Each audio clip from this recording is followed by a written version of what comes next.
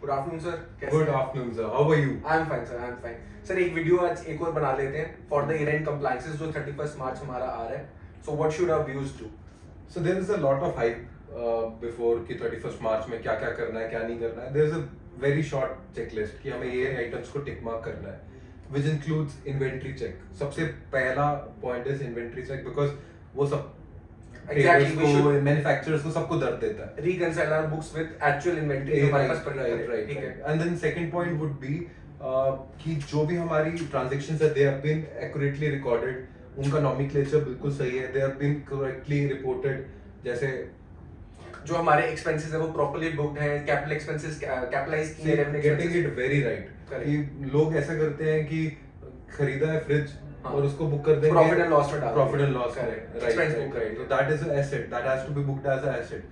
Sir plus I would like to add one more point कि जो हमारे creditors और डेटर्स हैं सर, उनका जो हमें प्रॉपर्ली उनके जो बैलेंसेस हैं उनसे हमें चेक करना चाहिए कि वेदर हमारे जो लेजेस है वो मैच कर रहे हैं कि नहीं कर रहे हैं. बिल्कुल debtor and creditor reconciliation is very Very very good. Important given the fact कि 43 BH भी आ चुका है. हमने उसके लिए एक पहले वीडियो भी डाली है. Please look forward to that. Correct. Right. And then there are, other than that, there are many compliances. Like for example 31st March 2024 तक आपने अगर ओल्ड regime में taxation में जा रहे हैं तो कोई भी आपने savings करनी है, investments करनी है, तो you have to go for that. Before And 31st March. we have again made a video on that also, sir. Yes, sir. तो वो भी हमारे चैनल पे है. फिर then there is last date of 31st like ITRU for assessment year 21-22.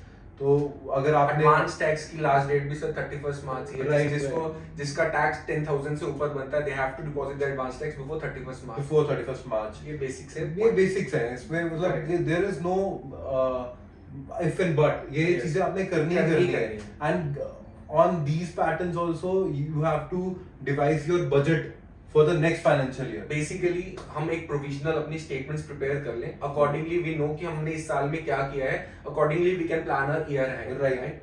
हमें अपनी GSTR reconciliations करनी है. हाँ जी. That is a major Along with our books, GST Yes. reconciliation ये मंथ की हमारी लास्ट रिटर्न होगी. So we Right. have to check कि अगर हमने कोई एरर कर दिया during the year, that has to be rectified in this month. yes.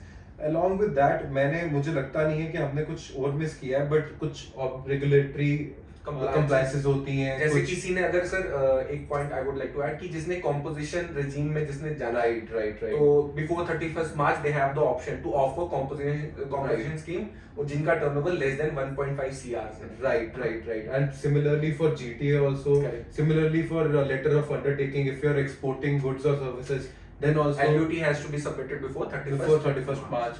And then pretty much that is covered. और मेरे को लगता है कि 26 AS और AIS के साथ एक रिकंसिलिएशन जरूर कर लेना चाहिए. और कोई अगर डिस्क्रिपेंसीज है अपने सप्लायर्स या जो भी जिन्होंने भी आपका TDS डिडक्ट करा है, you have to let them know कि whether it is reflecting your 26 AS और AIS एक or not. बहुत बड़ा गैप जो रहता है कि क्लाइंट्स फॉर्म 16 रिसीव नहीं करते हैं अपने वेंडर्स से. बिल्कुल.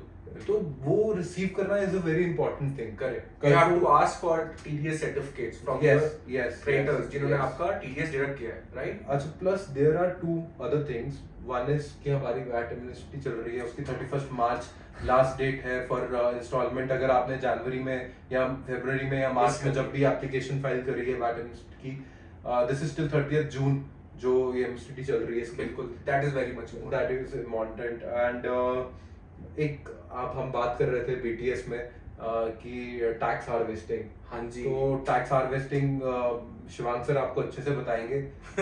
सर बेसिकली इट्स नथिंग कि अगर आपका कोई, जैसे वी ऑल नो दैट कि long term capital gain on shares is exempt up to 1 lakh rupees. तो अगर आपका कोई बन रहा है लॉन्ग टर्म कैपिटल गेन, आप अपना कैपिटल गेन बुक कर लीजिए because that is exempt and but that has to be done before 31st March. Similarly अगर जैसे सर ने कहा कि लॉन्ग टर्म, वैसे ही शॉर्ट टर्म अगर मेरा प्रॉफिट अच्छा बुक हो गया हुआ है और मेरे को दिख रहे हैं कि कुछ स्टॉक्स है मेरे Losses. शॉर्ट टर्म में और वो लॉस दे रहे हैं, तो मैं उसको नेट ऑफ कर करके, सकता हूँ बिल्कुल. और फर्स्ट अप्रैल को फिर से खरीद लो.